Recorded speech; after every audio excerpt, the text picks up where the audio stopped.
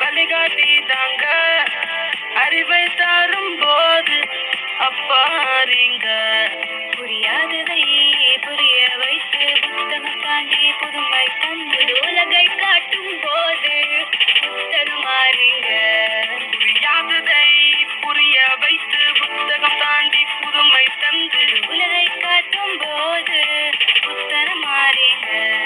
இந்த டீச்சர்ஸ் நீங்க வாழ்வின் வழிகாட்டிதாங்க.